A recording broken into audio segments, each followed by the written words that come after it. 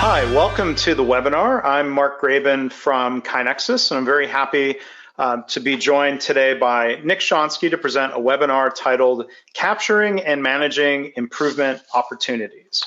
So let me introduce our presenter, Nick Shonsky. Nick is the Director of Continuous Improvement at the Standard Group. Nick started his journey in the printing industry a week before he graduated from high school in 1991 when he was hired at Acorn Press, Inc. He started out making plates back when plate making was a skill. He learned as much as he could in pre-press while making plates. When digital printing came around, he began as a backup press operator and eventually became the lead operator. In 2001, he was asked to move into customer service and project management. Acorn Press was eventually sold to Standard Offset, and they became the Standard Group. Nick continued his work as a project manager specializing in pharmaceutical work. He also helped with building the storefront support on the customer service side. In late 2015, the company made a decision to adopt a lean culture, and Nick was asked to become the lead in that endeavor. And in 2016, he took on the role and title of Director of Continuous Improvement full-time. So I'm really excited that Nick is here today. He's got a lot to share that'll be applicable for our attendees in any industry. And with that, let me hand it over to you, Nick. Thanks again for presenting today. Thanks for the introduction, Mark. I hope you guys all enjoy this presentation on how we capture and manage improvement opportunities here. I'd like to first start out by telling you guys a little bit about the Standard Group and our continuous improvement journey. As Mark said, I started my career in the printing industry in 1991, and I've been working under the same roof here this entire time. So this screen will tell you a little bit about the Standard Group. We have a history that goes back to 1895. The founder's primary business revolved around the setup boxes for the then-in-demand hosiery industry. By the mid-1920s, the company added letterpress printing to their list of services in order to print the wraps that went around the boxes that they were manufacturing. So it was a little bit of improvement even back then. Our modern history began in 1983 when Charlotte Cooper purchased the company from the families of the original founders. From there began the foundation of who we are today, which consists of 6 different print shops from the Lancaster, Berks, and Lebanon counties here in Pennsylvania. We were all great printers in our own rights, and we all had different areas where we really excelled. Put us all together, and the Standard Group has become an industry leader in the printing world. Along with print shop acquisitions, there was also the purchase of a mailing and fulfillment business and a business that specializes in procurement and premiums of promotional materials. So for those of you guys that are accounting, that is 8 companies in total. As Mark mentioned in the introduction, we started our continuous improvement journey in late 2015, or in reality, early 2016. The first thing that was done by the company was moving me into a full-time position as the Director of Continuous Improvement. This ended up being a key step in being able to capture and manage improvement opportunities. Having a full-time employee dedicated to continuous improvement will definitely help if you're struggling to stay on track in your continuous improvement journey. The next thing that the Standard Group did was we hired a mentor, or my sensei, to help train me and guide us on our journey. Brian is a retired plant manager of many different post offices around the country, and he has many years of Lean Six Sigma and continuous improvement experience. He spends time with me about 3 days a week and for about 4 hours a day, and he is also part of our steering committee, which I'll now talk about. Brian first suggested that we develop a steering committee to provide direction on our continuous improvement journey. The committee consists of our plant manager, our production manager, our COO, and my sensei Brian, and myself. This group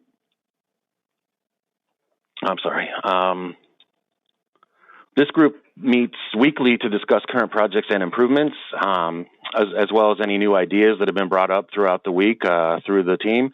And finally, we discuss the root causes of any reworks or defects that we've had recently. The committee is dedicated to helping to promote continuous improvement and to educate our managers and their employees. So with 8 companies comes 8 totally different cultures. This presented a lot of different challenges. A good example of this is having 8 different ways of saying the same thing. Terminology and communication was different between all of our companies in one way or another. With the first couple of acquisitions, this was not that apparent, but as the company grew, so did our communication challenges. Here's an example of what I'm talking about. Employees throughout the company called this simple brochure that you're looking at many different things.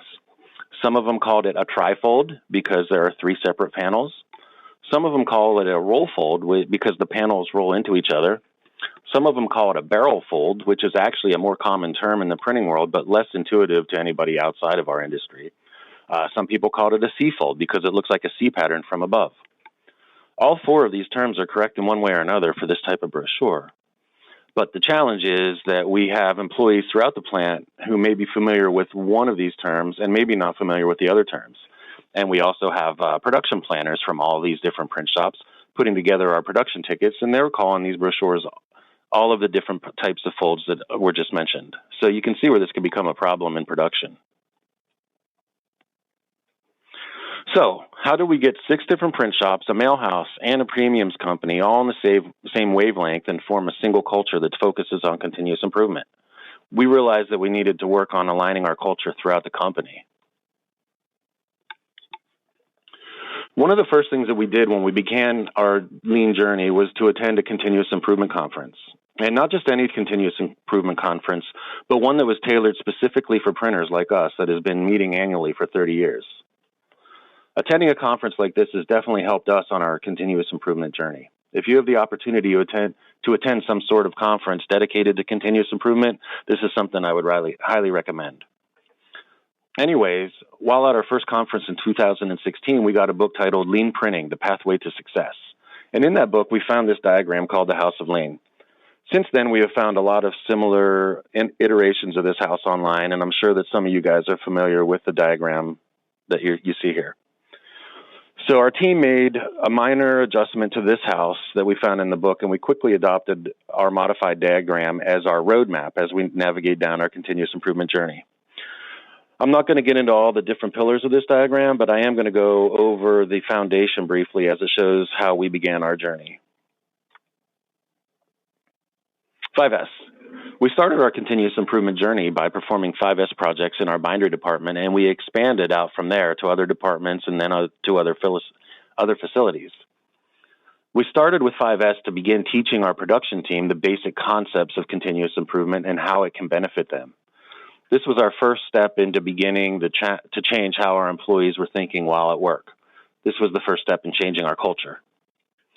We started small and did one machine at a time. As we expanded, we saw that the anticipation began building, and we were getting a lot of, hey, when are you coming over to my area to 5S? Team building. So we implemented what we call our Plan 5 talks in all of our departments on all shifts to start sharing the same message to all of our employees. Other places may call this a team huddle or a staff meeting or something like that. We call it a Plan 5 because it takes about 5 minutes, and it's planned at a specific time of the day for every day. These meetings are geared to bring all of our employees together in a group environment where they can interact with each other. The meeting has a simple, standard structure, but each meeting in each department is a little bit different. In these Plan 5 talks, the department managers talk about some standard things like how the team performed yesterday in their department, what the expectations for the current day are, any department news like machine breakdowns, scheduled maintenance, or employee vacations that may affect the team. The managers also talk about any company-wide updates that are happening, any good catches that their employees have recently had, and finally they talk about any recent reworks or defects that have been manufactured in the plant. This part of the meeting is provided to the managers by myself or other members of the steering committee. During these talks, the employees are encouraged to interact and provide any feedback to the conversation or provide any updates that they have for any particular topics that they may have. Stopping production for 5 minutes a day may seem unproductive, and that's what a lot of the people thought at the beginning, but the benefits of having everybody together, having one conversation, far exceeds that little bit of lost production time. Employee empowerment. So we began actively encouraging our employees to identify opportunities for improvement throughout the company, and these photos are just some of the ideas of changes that they've come up with. The top row of photos shows a Kanban project that the finishing team helped to develop, preventing us from running out of cartons. They specifically came up with the 2-card system where an item gets below the reorder line, they pull the white card from the sleeve and put it in a designated bin. The yellow card is left behind which tells other employees that the reorder process has begun and they don't need to take action. There's an individual that monitors the bin that these cards are placed into, and when they see a card in there, they place the order for that item. When the cartons arrive, the receiving team takes the cartons out, and they take the cartons and the white card out to the warehouse, and they place everything back where they belong. The oldest job upstairs sign was created to post in the sales team area so that they can see what the oldest job upstairs is. Sometimes the sales team or our estimators or our project managers need to look at an old job for one reason or another, and those jobs are kept upstairs. We only keep old jobs for so long before they are purged, and the oldest job bag is constantly changing. In the past, our team would walk upstairs to look for a job only to find out that the job has already been purged. So with this new process, the team that purges the old jobs gives me the job number of the last job bag that they purge, and then I update the sign and post it in a common area where the sales team works. This process has saved many different people a lot of valuable time. Next is the motorcycle sign. Motorcycle parking spots may not seem lean, but it did address a parking issue that we have. A lot of time we have a lot of temps working in the building, and our parking lot fills up pretty quickly. A couple of motorcyclists came up to us and said, hey, if we set up a designated motorcycle spot, we could save a few spots for cars by fitting 2 motorcycles into one regular car spot. When mapping this process out, we took it a step further and put the new cycle parking spots on the east side of the building so that after around 12:30 in the afternoon, the sun is blocked by the building. So when it's time for first shift to go home, they're not sitting on some blazing saddles. The floor marking photos show a couple of different things here. The photos with the white and black tape designate a do not leave skids in this area spot. This area is in our aisle where finished jobs go before shipping out, and sometimes we fill the aisles with large jobs. The problem is that the material in this one area is often used, and sometimes the skids are left in front of these items. So the employees came to us and said, hey, can we mark the floors so that it reminds people not to put skids in front of that area? And production doesn't have to waste time navigating around the skids to get to the materials that they need. The last photo there shows a shrink wrap machine that has a lot of extra work in progress floor space designated for it. And not so much because the machine needed all that space, but because of the location of the machine, we weren't able to fit anything else in there nicely. So sometimes we have a lot of incoming materials for large projects, and we fill up our incoming staging area spaces, yet we still have this empty work in progress space at the shrink wrapper. So the team suggested that we make this area a little hybrid, work in process space depicted by the blue tape there, and an overflow staging area for materials depicted by the yellow mark, so that we can use it for either incoming materials or for the shrink wrapping jobs when needed. So these are just a few of our early engagement ideas that some of our employees came up with. So we added culture to the original House of Lean diagram that we found in the Lean Printing Pathway to Success book because we saw that the first 3 foundations were the physical part of forming the culture, but there's also the beliefs and the mentality that creates the actual culture. You can put the physical foundations into work and still not get the mindset to take off. We feel that having a culture as its own part of the foundation that is based on the beliefs of continually improving is the ultimate building block to establishing a great House of Lean. At this point of the story, we're about 2 years into our continuous journey here at the Standard Group. So now we have this roadmap to continuous improvement, but how do we navigate it? We have the concepts. We started showing the team what continuous improvement was all about. We worked with them to get them started going throughout the plant, but things weren't taking off as we thought they would. The continuous improvement team and the steering committee seemed to be doing most of the work, and if we were not on the floor physically doing the things weren't happening. So we were left with the question, what can we do to get more participation?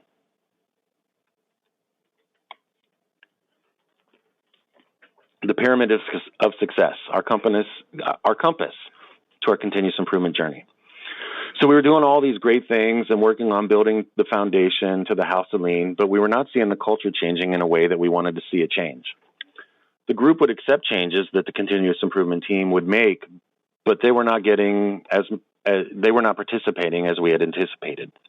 With that being said, we began looking for ways to help us improve. We knew that we had the commitment from the owner of the company, but we were struggling with getting commitment from our managers and some of our frontline employees. While attending the 2017 Continuous Improvement Conference a year after we began our journey, we received a handout that had a diagram on it from a company called Partners in Leadership. That diagram was called the Results Pyramid. On their pyramid, it began with experiences at the base of the pyramid. It said that experiences created beliefs, then beliefs influence actions, and finally, actions produce results. We really liked that diagram, and we just started looking into other success pyramids online, and eventually we formed our own pyramid based on different ones that we saw, and the end result is what you see here on screen. We adopted this pyramid as our compass to guide us on the journey. We think that our roadmap is the physical activities being done, and this compass is our beliefs and our mental state. Looking at our pyramid, we determined that the first thing that we needed was to ensure that we had commitment from the top down. I wouldn't be here doing this webinar if the company was not committed.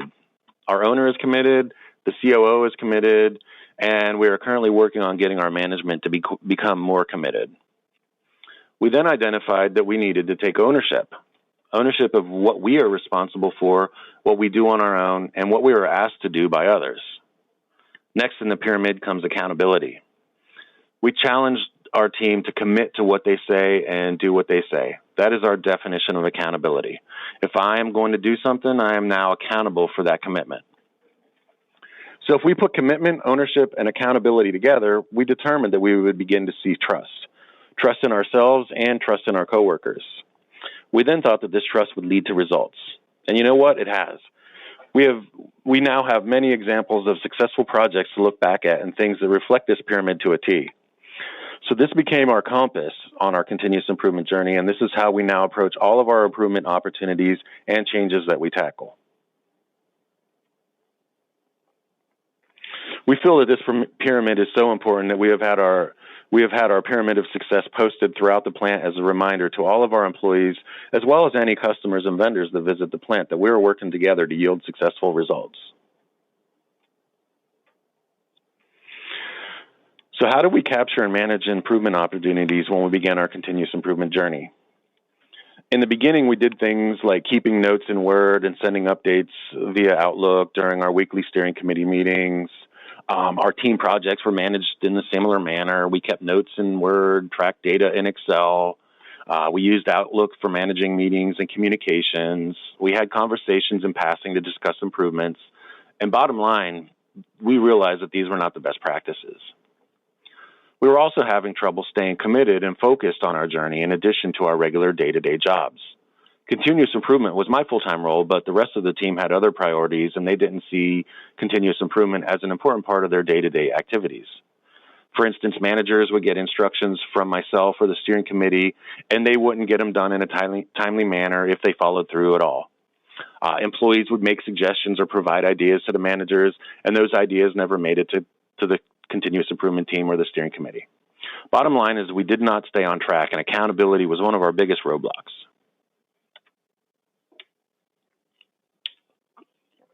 Our aha moment. In the early part of 2017, I was having a conversation with a buddy of mine while shooting some pool, and I mentioned to him the struggles I was having with accountability when it came to continuous improvement. His company was about 4 years into their own continuous improvement at that point, and he had some ideas. He had mentioned that they were using an online continuous improvement platform to help them on their journey. That platform was KaiNexus. That night I got home from Pool League and I began looking into KaiNexus, and I immediately saw the potential that KaiNexus could bring to our journey at the Standard Group. I reached out to the director of continuous improvement at my buddy's workplace to see if we could get a hands-on look at KaiNexus in action, and they were more than happy to have our entire team take a tour of their facility. And in April of 2017, our steering committee went on a plant tour of Four Seasons Produce here in Lancaster County. Printing is nothing like buying and selling fresh produce, but continuous improvement can be found everywhere. The steering committee was very impressed with what they saw, and as soon as we got back to the plant, we started working on a proposal to submit to our executive team. Once we submitted that proposal, it took very little convincing, and we got approval from the executive team very quickly. By the end of April, we were on our way to becoming partners with KaiNexus. So why did we choose to invest in KaiNexus to help us with capturing and managing improvement opportunities? Well, first off, it's a team-based management tool that keeps us all on track with what we said we would do.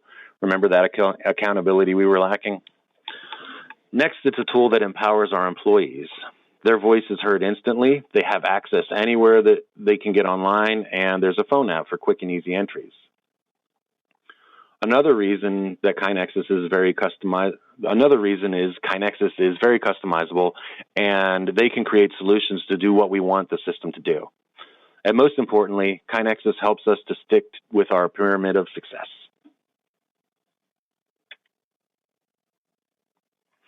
I'm going to go over a few of our screen views here in KaiNexus. So KaiNexus allows users to create as many different dashboards as a user would like, and I have created dashboards for many different needs. This is our employee's default view. In this default dashboard, this is what users get to see.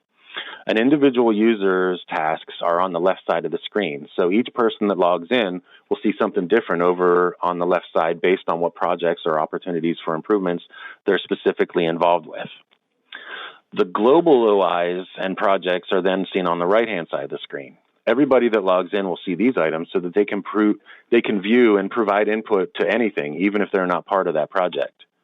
If a user does provide input into a project, they automatically become part of that project, and then they will see on their individual user side that project going forward.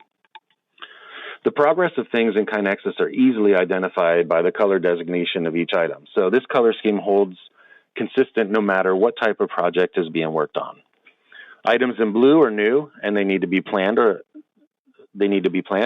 Items in green are active, so they have been planned and there are timelines set in place. Items in red are overdue. So these items have passed their original timelines without being completed for one reason or another. Items in black are complete. So these items have been completed and they do stay on the site so that we can reference them in the future. On the right side of this screen that you see here is our mobile app view. Individuals can enter OIs into KaiNexus from their mobile device, and they can also enter maintenance requests from their mobile device in our platform. The mobile app only allows users to create entries, so to do anything more than that, they simply go to the website on their mobile device or any other device, with web access to get the full view that they're used to seeing. This screen here shows how simple it is to start an OI or a maintenance request. So any user can simply create the Create button that's on the main KaiNexus screen, and they answer the basic information needed to start an OI or a maintenance request, and click the blue Create button. Once they click the Create button, the CI leader gets a notice, and this is a screen of what a CI leader may see. Once a project or OI is created by an employee, a member of the CI leader user group can manage that project. So the CI leader will do things like build a team to work on the OI. They will establish dates for the OI, and they will assign tasks to an individual or a team of individuals.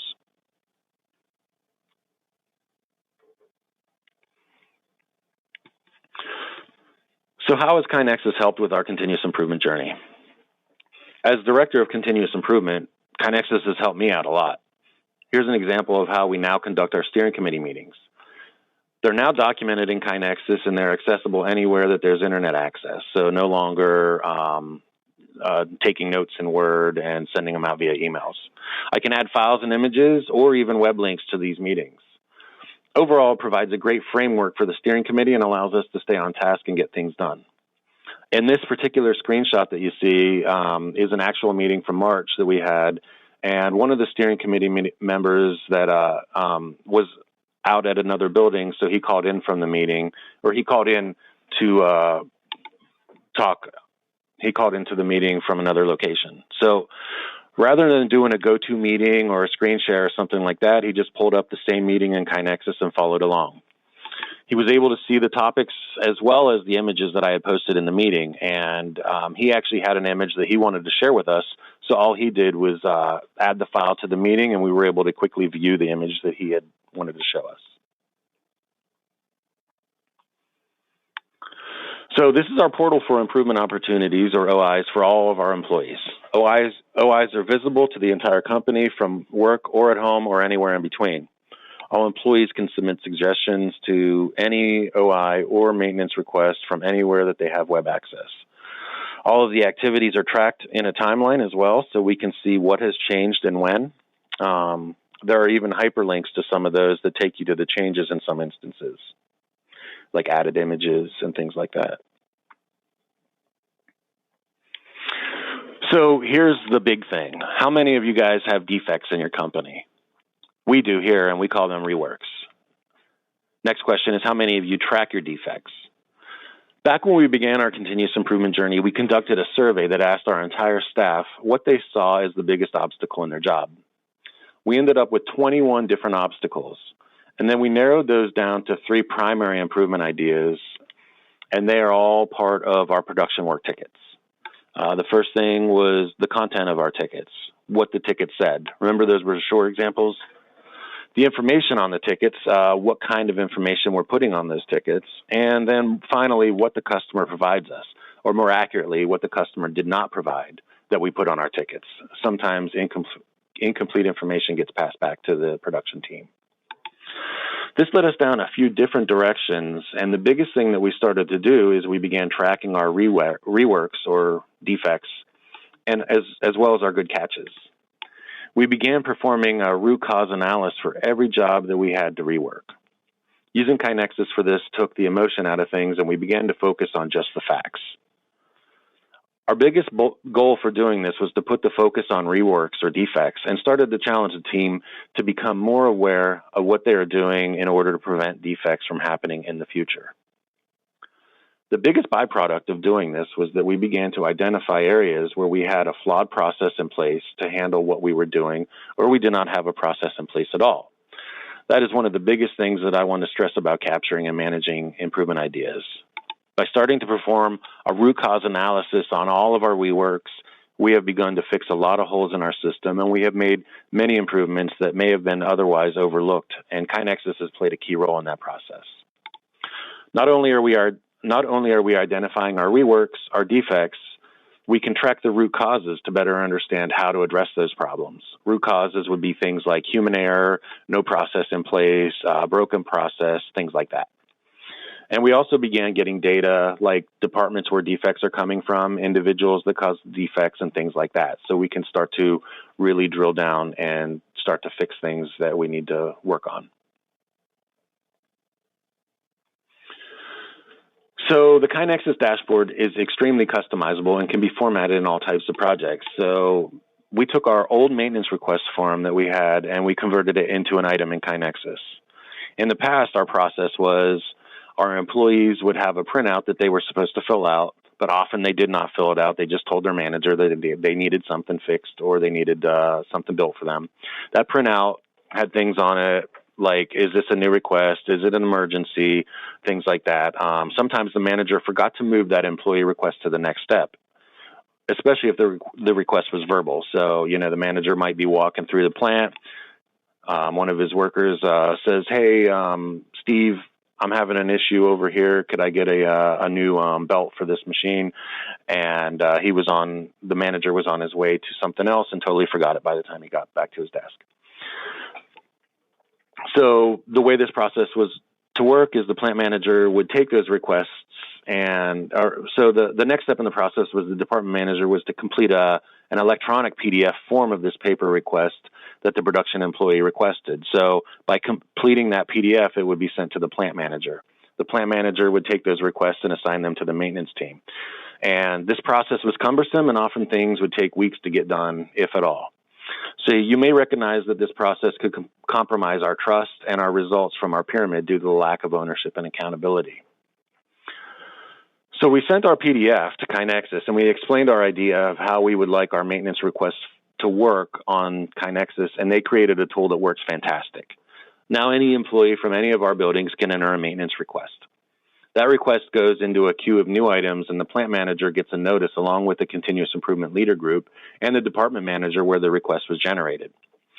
The plant manager gets the request and assigns it to the maintenance team once he reviews it. A lot of times, the maintenance crew will actually get the request done before the plant manager even gets a chance to assign the task, because they also see the requests as they are entered, and they're free to jump right in on these requests. So all requests are visible for all to see, which creates accountability as well. The major results are that we have formed trust That was lacking in the past, and the requests are getting done in a time that were unheard of before we put this process in place.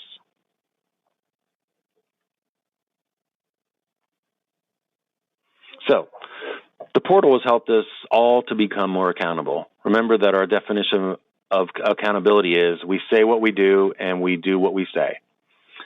As we have been using KaiNexus, our managers are now staying on top of their tasks and projects. Our meetings are documented, and when there are tasks assigned, they get done. And we are able to provide good feedback to our coworkers, and they are seeing that we are holding ourselves more accountable more than ever before. By using KaiNexus, we have seen fantastic results when it comes to capturing and managing improvement opportunities.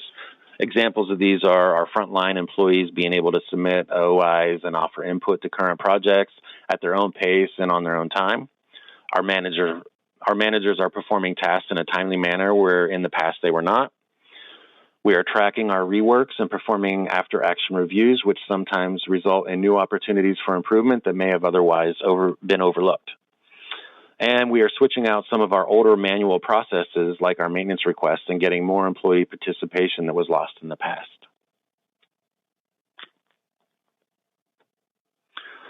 So in summary, a continuous improvement platform like KaiNexus may not be for everybody, but has definitely been a great help in our journey. Even if you do not have something like KaiNexus, you can still be successful when it comes to capturing and managing improvement opportunities. Develop a way to keep on top of your projects. If possible, have an employee dedicated to continuous improvement. Encourage everybody to participate. We ask our team to submit ideas no matter how small or big they are.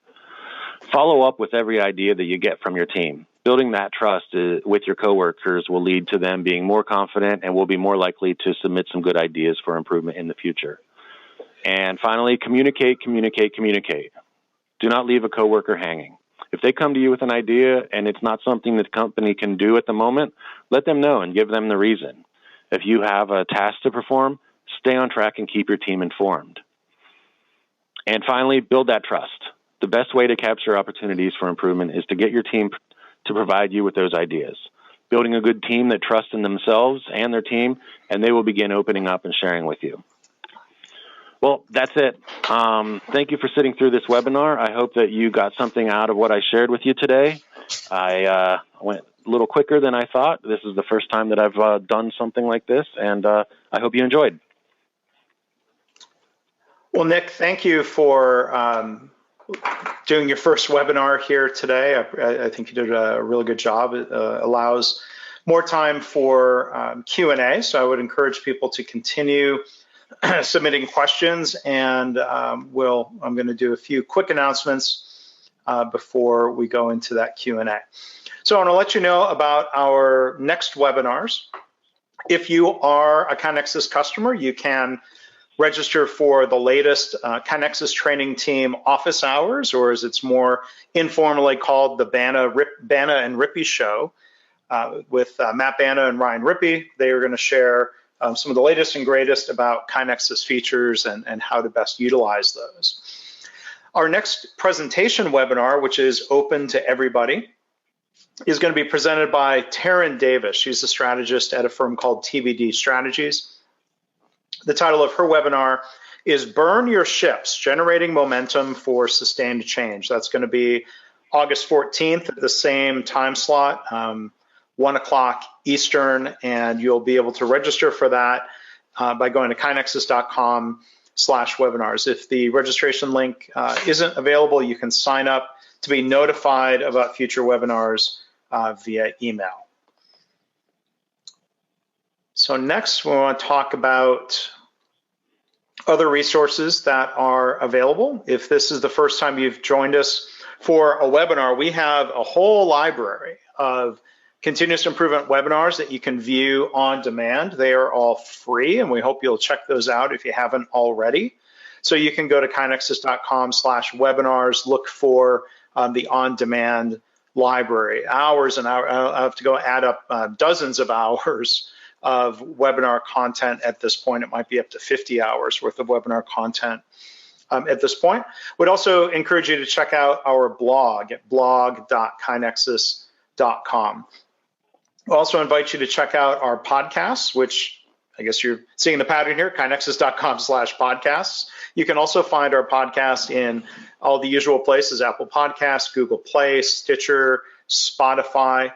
The audio of Nick's webinar is going to be published to the podcast feed. Sometimes people, once they've watched the webinar like you did today, people like to listen to it again while they're in the car or out for a walk. If you want to revisit any of the ideas that Nick shared with us today, you can subscribe. And if you like the podcast, please rate and review.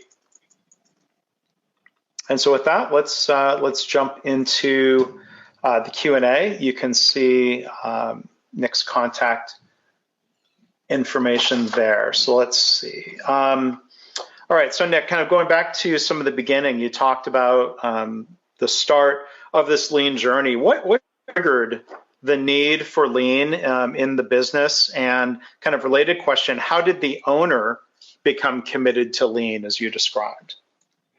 Okay, so we are in a peer group for printers. So there are printers across the United States that all get together and they discuss their best practices and they share information. And our owner went out to one of the peer group sites and he saw what continuous improvement can do for them. And he came back and he was all excited about it. And, he saw what it could do for the company. So, and it was interesting because I was given a plant tour, the same year at the beginning of 2015. And the peer group was at our building and they asked if we were lean. And I was oblivious. This was, like I said at the beginning of this webinar, this is the only place that I've ever worked. So I wasn't as familiar with continuous improvement and lean at that point. And, a couple of months later, here I'm being, asked if I want to be the director of continuous improvement. Yeah. And I'll add a follow-up question for you. So there was that exposure to lean and continuous improvement. Can you talk about how that commitment builds over time as hopefully there's these positive cycles of improvement, as you talked about in the pyramid, leading to results that hopefully then strengthens the commitment, which leads to more leadership participation and accountability. Can you talk about how some of that has maybe grown or developed over time? Yeah. So one of the very first things that we had is, as any company might have, is we did have some detractors and a couple of employees. They actually opted out. They moved along, and we did have to fire one manager because he was just not getting on board. But that was totally different. That's not how we wanted to grow our commitment throughout the plant. But, sometimes that has to happen. And when Brian started, he said, usually there's a higher percentage. And luckily for us, it was only really one employee that we really needed to, put on the different seat in the bus. Yeah.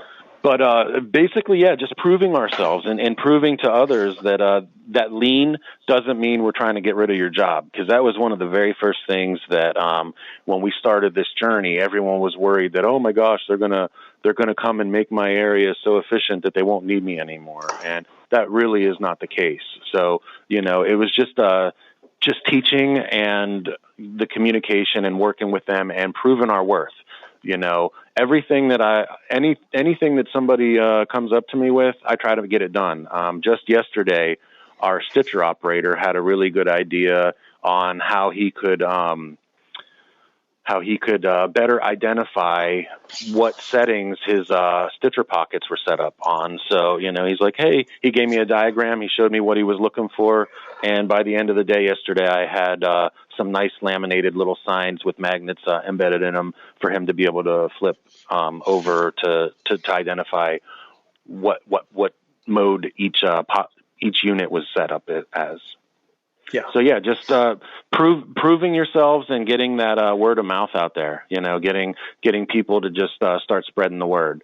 As I said, as we 5S machines, everybody was getting excited, like, oh, when are you coming to my area? When are you going to come and work over here? That's always a good sign, right? Yeah, exactly. So I'm going to jump. There's, I think, transition to a question about trust. So you brought up the important need to build trust that lean is not going to lead to layoffs or people being overburdened. So when you go back to the pyramid, and trust is an important part of that chain, are there specific or intentional things that your organization does to try to build trust, or is that just sort of a result of trying to build commitment and ownership and accountability? Yes, that's the result. So yeah, we're not really doing anything. We're just we took those three bottom platforms of the pyramid and just said that by doing these three things, you'll start to build trust. Yeah. So, we do every once in a while, we'll go out and do some team building exercises and stuff like that, which kind of builds trust in a different way. But really committing and taking ownership of our actions is what starts to build that trust. One of the challenges when I talked to you about the production tickets, and trying to get all these different terminologies condensed down into one. One of our biggest concerns from production was that our job tickets are a mess and they're hard to read and follow. So we tackled fixing those job tickets, and we challenged the project managers to, conform to one terminology and to start putting all the information in the same areas on those production tickets so that production would have an easier time understanding that stuff. So what we were really doing is we were asking the production planners to trust the production employees that if they give them good information, they'll yield good results. And vice versa, if production gets a good ticket, they'll be able to get more jobs done. And at the beginning, they didn't trust each other. When we would ask why a production employee missed something and they told us, oh, well, I didn't read the tickets, and we asked, why didn't you read the tickets? They would say, oh, because the tickets are always wrong. So after we implemented all these changes, now we say, you guys need to trust that the process has been fixed. You need to read the tickets all the time. And then the same thing with the production planners. They were saying, well, why do I fix something if they're not going to read it? And we just have to remind them that, our pyramid says that we're going to take ownership for our actions, and we're going to hold ourselves accountable, and we're going to make it right. So you talked about one manager that ended up, it sounded like being asked to leave the bus, proverbial bus, if you will. But there's another question right here. Was there any resistance from the employees, and how did you overcome that? When we first started, we kind of thought that there was going to be some hecklers or some employees that had no desire. And we were really off base when we first started doing the 5 S's and getting out there and like I said, spreading the word. We were surprised on the reactions that we got. Areas that we thought, oh man, these guys are going to hate us for coming in here and changing their world. They were the most accepting and the most willing. And there were we did have some hecklers that really they were just concerned that this wasn't going to work. They didn't trust. And once they started seeing that trust, some of those guys are my best guys that are giving me some of the best ideas and coming up with some really good change ideas. So that's how we just dealt with them as, we just kept doing what we were doing and just tried proving ourselves to those guys. We didn't, we tried to keep any negative energy out of it by not sending negative energy their way, if that makes any sense. Yeah. I'm going to pull the anon cord on myself. One of the attendees asked a question that started with the phrase lean is a journey, and I accidentally clicked the delete, and I can't figure out how to view deleted questions. So I'm going to have to ask, I'm sorry for you talked about rework, Nick. I'm going to have to ask the person who asked that question to maybe type that back in. But let me go to another question. And I think this might have come in before you started talking about KaiNexus and the software, or maybe you can elaborate on some of this. How do you track how many of your employees are participating in improvement? Okay, so KaiNexus does have a way that you can actually click on an employee and see their participation, and you can run reports right in KaiNexus that just asks your activity rate. So currently, we don't have a lot of active employees that are doing a lot of projects because we only have about a dozen projects happening at the moment. We don't have a ton. We're doing some really, really big ones at the moment, specifically with that premiums company. That was our, that was a purchase about 5 years ago. And one of the things is those guys have their own building, and it's totally different than what we're doing. And, what we wanted to do is get really good in one building and then slowly venture out into our other buildings. And that building is our newest focal point because they're really, really growing, and we need to start to, provide a lot more support than what we have as a continuous improvement team.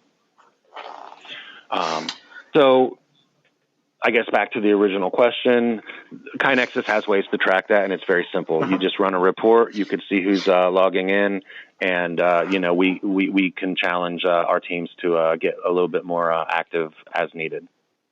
Yeah. Okay, so Cheryl, thank you for re-entering your question. So lean is a journey, and starting small with some quick wins allows people to trust lean and continuous improvement. 5S is a great way to do that because it's visible. How would you suggest that non-production areas go about starting and getting quick wins, hoping to eliminate resistance? I want to hear your thoughts, and I may add a few thoughts as well. But Nick, if you want to address that first. Okay, so that is one of our challenges is the office.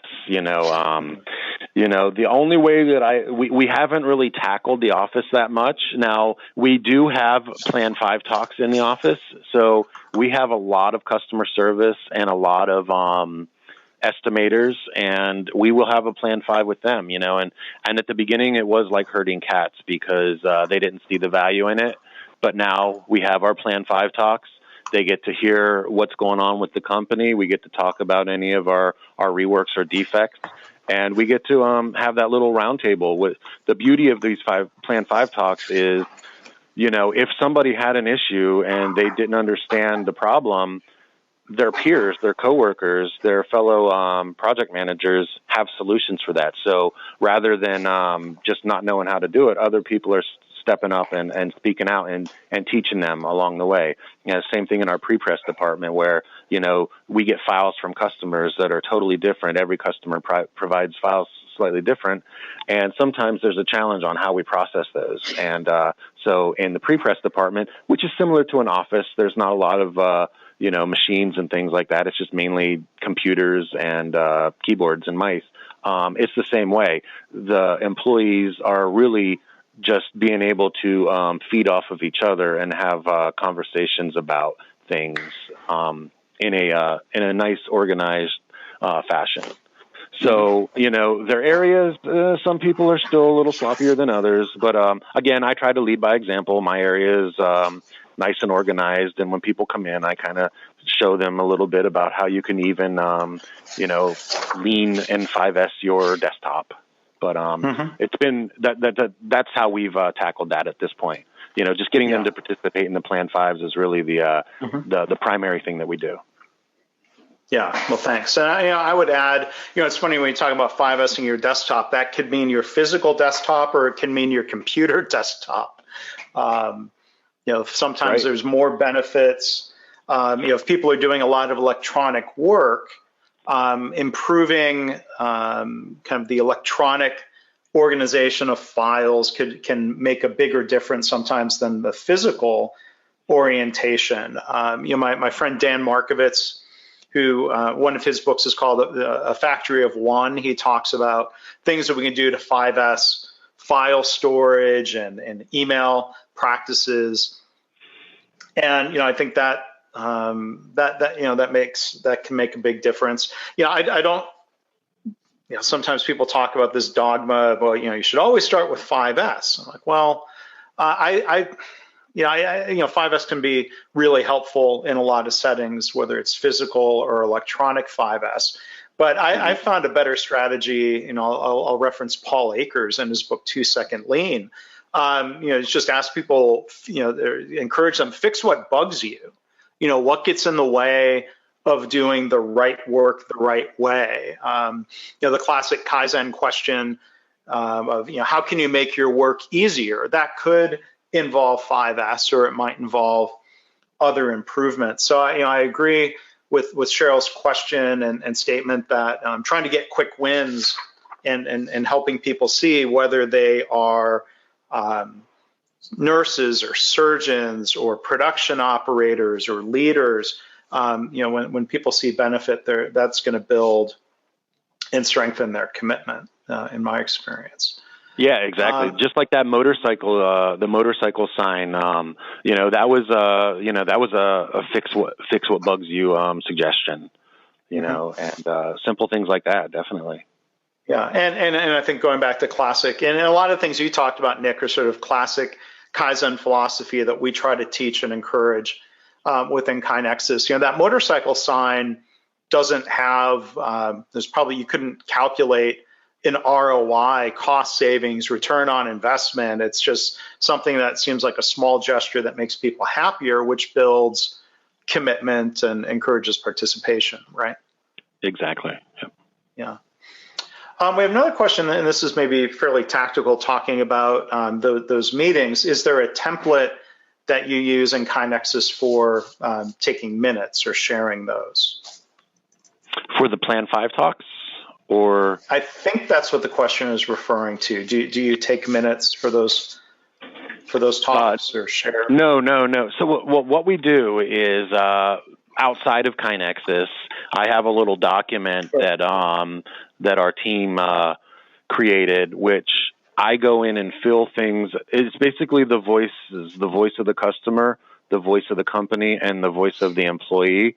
So what I feed is the information. Like yesterday, we had an employee appreciation food truck day where everybody got to enjoy a free food truck meal and free ice cream. And so for the days and weeks leading up to that, in the employee section, I'll fill out, hey, don't forget that the food truck's coming up. Or if we have flu shot day, I feed in that information. So any of the company-wide stuff, like new hires and stuff, I have a little platform. So for our reworks as well. So any of our defects, we'll put on those things. And so when I fill that information out on a daily basis, that information goes out to the managers. So they have a base platform for them to have their conversations with. And then they sprinkle in their department things. So the press managers will put notes down on, how the press performed yesterday, what we expect to get done today, and then any breakdowns or scheduled maintenance to come up. So, no, we don't do minutes, but what the managers do is they write down their notes on this form that gets sent out to them, and then they post it for the day. So it hangs up there all day so anyone can go back and access it. And that's good because of the reworks. They'll be able to read all the different reworks that we've had and any of the notes that the manager had. So it is visible for anybody. So I guess, yes, we do have some minutes, truly. Well, and Tara, thank you for clarifying. She also added here, she was talking about your steering committees. Oh, so yes, that is documented. So I take notes and then I'll go back. I take physical notes on a notepad and then I'll go back and fill them into KaiNexus and I'll add images and files and things like that. So, and the beauty of KaiNexus is even if a project is completed, you can still add notes and comments and images and files and stuff like that. So yes, we do take minutes, and then I'll be able to go. Then I go back in. I don't want to waste the steering committee's time by updating it real time, but I do go back in and fill in the notes so that we can reference back. Okay. Let's see. A couple other questions. Yeah, it was good that I knew we would take advantage of this Q&A time, Nick. Yes, I'm glad. Thank you guys all for sticking around and asking questions. Yeah. Oh, and we're not done yet. I think we can squeeze in a couple more. So it's a combination of feedback and question. Corey says, great presentation, really interesting to hear about your journey. Was there a need for company-wide training to support driving the CI culture, or has everything been centered around KaiNexus? Okay, so at the very beginning, the steering committee got some training. We went to some green belt and black belt training, and our sensei, Brian, he is in here, like I said, 3 days a week, and we go around and we try to, spread the knowledge when it comes to continuous improvement. So what we'll do is we'll have, we do have some individual training. So with new hires, I get them for an hour where I have a presentation that I go over what continuous improvement is, and I show them some of the things that we've done so they get to see real things. And then I get to take them on an ancillary plant tour, and I get to show them some of the things that we have done. So at the beginning, we didn't do a lot of real training with everybody, but a few of us went out and learned like the continuous improvement and Lean Six Sigma basics. Mm-hmm. All right. Virginia asks, are there any healthcare organizations currently utilizing KaiNexus? I'll address this, Nick. The healthcare environment presents complexities. How affordable are KaiNexus tools and programs, specifically for smaller hospital organizations? So, we've come full circle. KaiNexus was actually founded and went to market originally in 2011 as a software platform for healthcare organizations. That was our first market because our CEO and co-founder, Dr. Greg Jacobson, is an ER doc. He developed this concept working in healthcare and helping build a continuous improvement culture in emergency department. And then over time, we've expanded and generalized our platform so it's used by people in many industries, including companies like Nix. So to Virginia, the answer is yes. We have many healthcare organizations. You can go on the KaiNexus website and on our customers page. You can see who some of those are. They are large organizations and there are small organizations.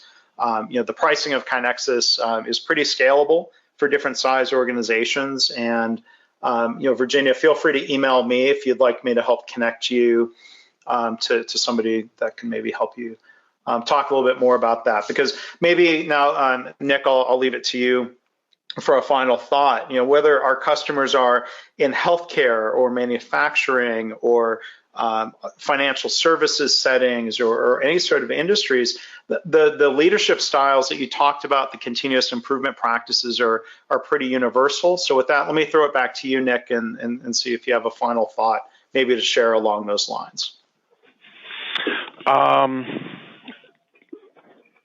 I don't know if I could add anything to that. So, maybe let me ask you in a different way. You talked about a book, Lean Printing. What have you and the company done to learn from people from other industries? You mentioned a mentor and a sensei that you gave. Yes, and this year we just joined a peer group of printers. Actually, it was just formed. It was just recently formed. It's a continuous improvement peer group. So I am now one of the founding members of a peer group of 10 other printers across the United States that gets together once a year in face-to-face, and then we have quarterly web meetings, as well as we just are free to email each other back and forth. Well, just last week we had one of our members reach out and ask what you would title somebody if they hired somebody full-time for continuous improvement. So what we did is we found peers looking to do the same thing that weren't directly competitors of ours, and we just teamed up and became friends and are working together to achieve the same type of goals. Well, that's great. So there you go. All right. So we are out of time. So I want to thank everybody for attending. I want to thank our presenter, Nick Shonsky from the Standard Group, for sharing so much with us today. And I want to encourage everybody, if you want to sign up for the August webinar, you can do so. I confirm this. You can do this right now by going to kinexus.com/webinars and look for the link to Burn Your Ships, Generating Momentum for Sustained Change. Nick, I hope you'll join us as you continue to generate more momentum for sustained change at the Standard Group. Thanks again for your presentation today, Nick. Thank you.